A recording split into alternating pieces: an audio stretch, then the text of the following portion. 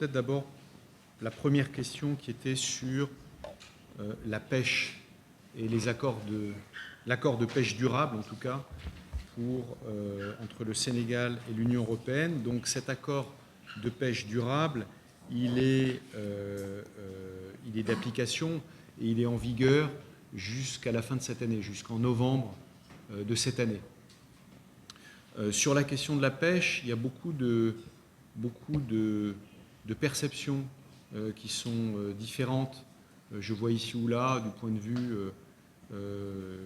européen et sénégalais, et je vais essayer de m'attacher dans ma réponse à vous donner notre point de vue sur ces accords de partenariat et de pêche durable. D'abord pour dire que l'Union européenne n'a rien à cacher. L'accord de partenariat et de pêche durable est, à ma connaissance, public et transparent et disponible. Donc vous y trouverez tous les éléments nécessaires sur le secteur de la pêche. Deuxièmement, cet accord de pêche durable, il est encadré par des scientifiques européens et sénégalais.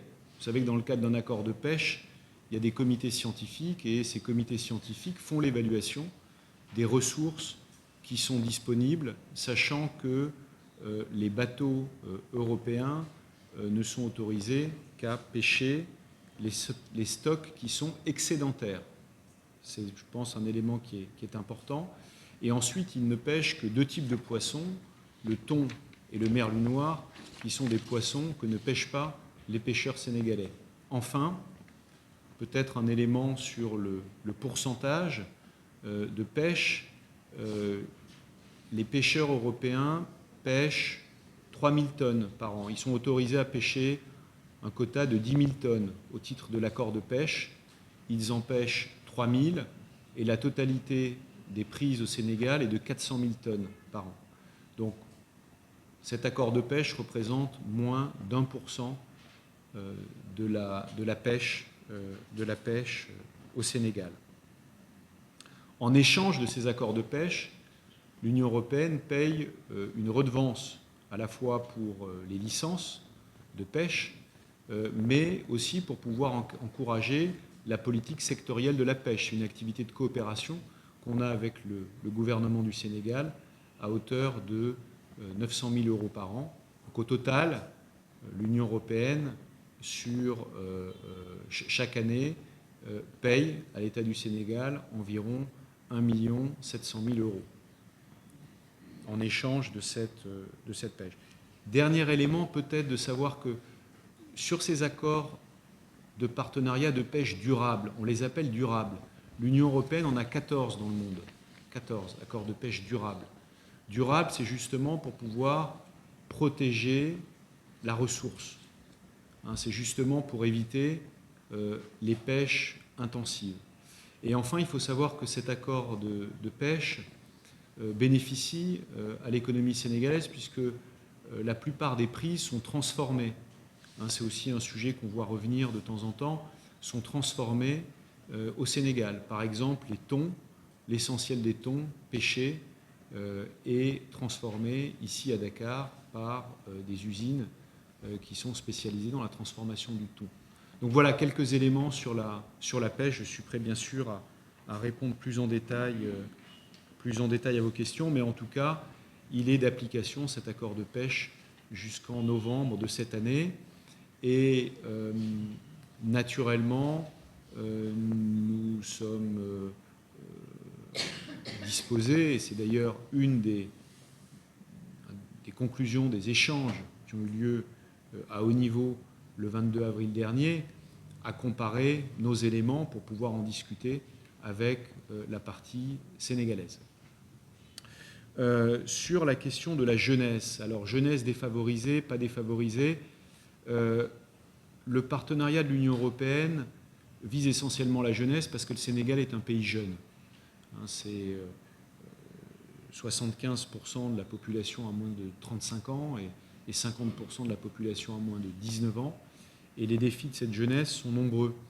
Alors nous essayons de manière, j'allais dire bilatérale, parce que mes collègues ambassadrices et ambassadeurs ont aussi beaucoup de programmes bilatéraux qui s'ajoutent au programme de l'Union européenne. Quand on parle de la Team Europe, on parle beaucoup des programmes qu'on fait ensemble, mais il y a aussi tous les programmes bilatéraux qui complètent ces activités, souvent d'ailleurs dans les mêmes secteurs. Et nous, notre priorité, je dirais, elle est de 3 ordres. Premièrement, accompagner la formation professionnelle des jeunes. Et nous avons pu, avec mes collègues de la Team Europe, la semaine dernière, visiter 2 centres de formation professionnelle qui sont financés par l'Union européenne, l'un à Sediou et l'autre à Bunkiling. L'un est spécialisé dans les métiers de l'industrie, l'autre est spécialisé dans les métiers de la foresterie.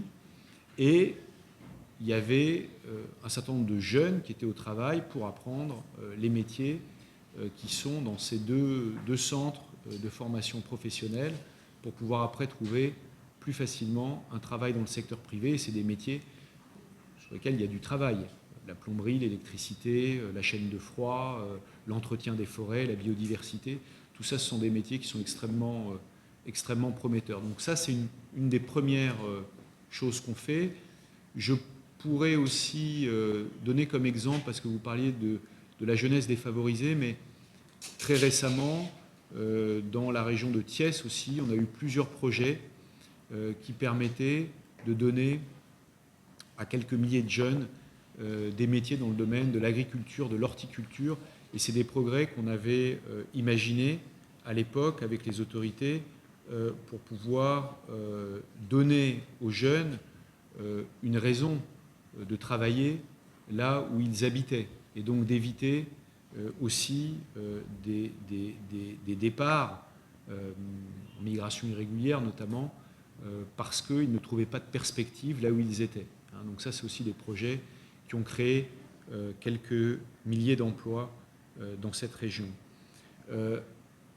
Autre élément peut-être sur la formation professionnelle, pour dire que dans le cadre de la préparation des Jeux Olympiques de la jeunesse en 2026, toute l'équipe Europe est mobilisée dans une initiative de formation et d'insertion qui s'appelle l'initiative FIT et qui a identifié plus de 200 métiers qui survivront aux Jeux Olympiques et dans lesquels les jeunes peuvent être formés entre maintenant et 2026. Donc on va vraiment faire beaucoup d'efforts pour pouvoir soutenir les autorités dans leur effort de formation vis-à-vis de la jeunesse. Et évidemment, ça touche l'ensemble des jeunes, mais aussi, en particulier, la jeunesse la plus vulnérable, pour répondre à votre question. Sur la migration irrégulière, c'est un vaste sujet. D'une certaine manière, en parlant de la jeunesse, on y répond. Un des grands sujets de la migration irrégulière, c'est de pouvoir adresser les causes profondes de cette migration irrégulière. Or, cette migration irrégulière, comme cause profonde, et ça, nos chefs d'État et de gouvernement ont pu en discuter ensemble depuis le sommet de la Valette de 2015 et même avant, puisque le phénomène existait aussi déjà en 2006. Et d'un commun accord, tout le monde a considéré qu'il est très important d'adresser les causes profondes de cette migration. Et ces causes, elles sont socio-économiques.